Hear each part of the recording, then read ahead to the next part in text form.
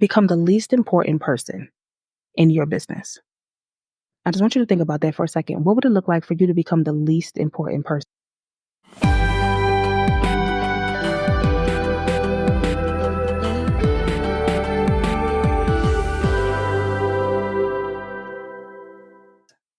That spark new actions.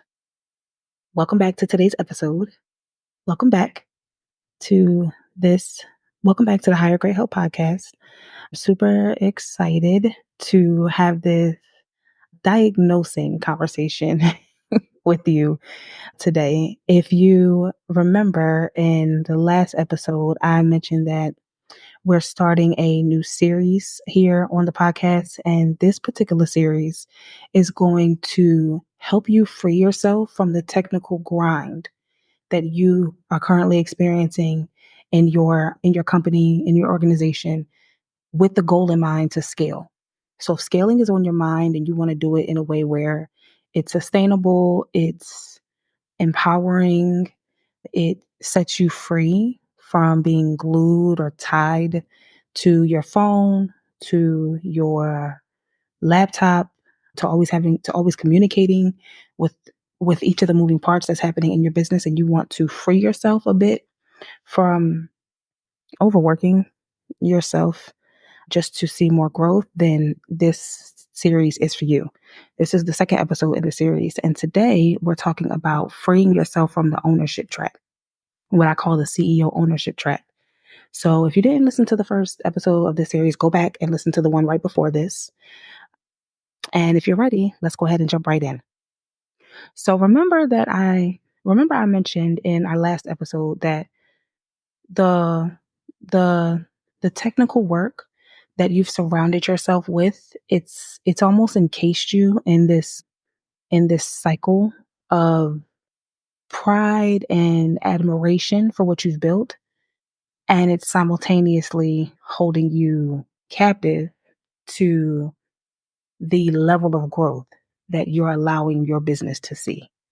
So, what I want you to think about as we talk about freeing yourself from the CEO ownership trap, and this work, before we talk about what that physically looks like delegation, and we talk about the step by step, the how to accomplish that. First, we need to, or I want to encourage you to do the mental work that's necessary for this to even become a reality for you. Let me tell you, when I started my first two businesses, actually my first three, my first business, I started an online, like a digital product store, and actually it was on Amazon. I wrote an ebook way back in 2014. That was the first product I ever truly sold online. That was my own creation.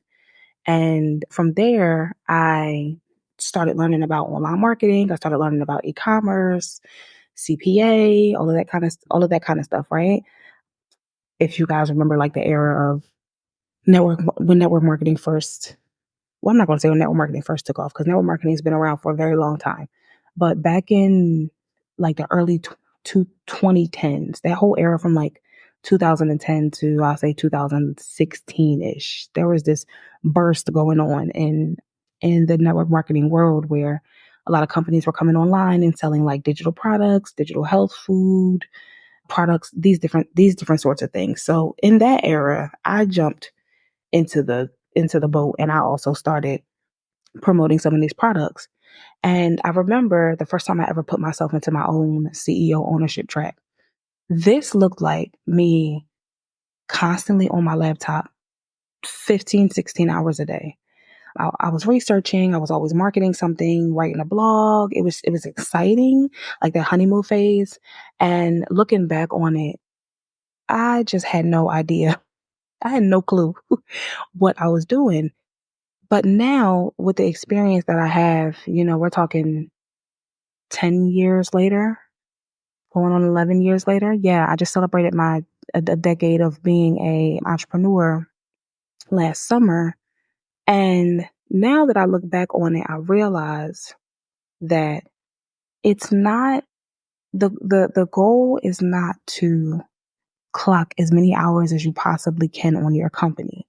And I know you'll hear this a lot, like, oh, if you want to make it, you have to get used to not sleeping. Like you can sleep when you're successful, that kind of language. But I realize now it's not necessarily, you're going to have to put hours in, you're going to have to put time in, but it's more so, how do you start to look at what you've created as something separate from the value that you see within yourself?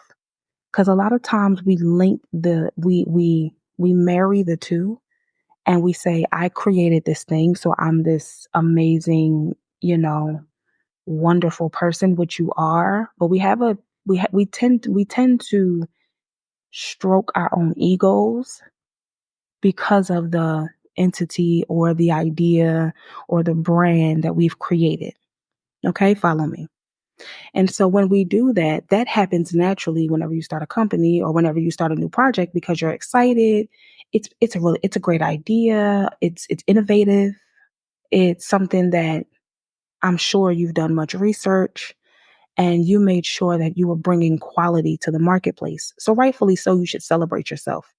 But that becomes an issue when you don't know how to separate what you've created from the gratification it brings to your ego.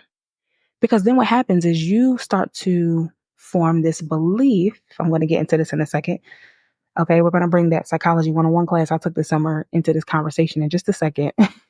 But that starts to morph into you now saying, I'm the only one who can manage this. I'm the only one who can make this grow and scale and be successful. And when you're so absorbed with your abilities, with your name being on the front door, the virtual front door, so to speak, right? Your name is on the building. When you become enmeshed, that's the word. When you get enmeshed in that, now you're locking yourself into a trap, what I call the CEO ownership trap, that truthfully only you can get yourself out of. So there's a concept that I learned years ago while in personal therapy, and it was called the TBA. It was called TBA. TBA is a triangle that forms when you have a initial thought. So you have an initial thought that becomes concrete, and it sets in as a belief. And then your belief sparks the action that you take afterwards. So the thought forms the belief, which manifests the action. Okay, TBA. If you're inside of my structure coaching program, you know the TBA. We go through TBA and how to reformat that whole methodology in your mind, so you can start thinking and making decisions for your organization, for your team, primarily as a leader. And you can separate stroking your ego from what's best for the team and what's best for the company, right? So shout out to any structure alumni who've gone through that module. But I'm bringing that up because once you've gotten yourself into this belief that you're the one who should manage everything, I want you to pause for a second and ask yourself, what's the thought process behind that belief? And I could tell you from past coaching clients who have worked with my team and I, the thought process is typically, I feel scattered, I feel overworked, I feel worried that I can't keep up with the commitments I made. One of the biggest thoughts we've seen across the 15 or so service-based businesses and coaching businesses who have gone through our program in the last two or so years, really since after the pandemic, I'll say 2021 up until now, the biggest thought that we've seen is that there's a cemented belief of fear that you're afraid after each sale because you don't know how you can handle more customers. You want more customers, you want to scale, you have no problem creating cash flow and closing deals and attracting ideal clients. Your red carpet clients are literally waiting at the door to work with you constantly, but you are afraid after each sale, or you feel a tinge of fear after each sale because you don't know how you can handle more customers. Why? Because you feel scattered, you feel overworked, right? So it goes right back to that thought. But the origin of this is you have the belief that you're the one that should keep managing everything.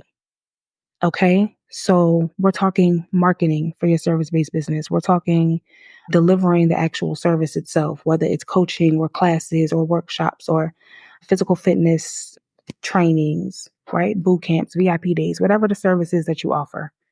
Okay. Or maybe you do tax services, maybe you do financial services, whatever it is, it goes right back to you being the most important part of the business, and you haven't separated the operations and what needs to be done from the egotistical side that is telling you, I can do this to the quality that it needs to be done.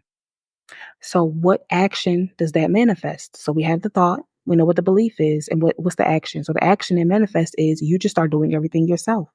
You feel like you're the only one that's still managing everything because you get up and you physically start doing everything by yourself.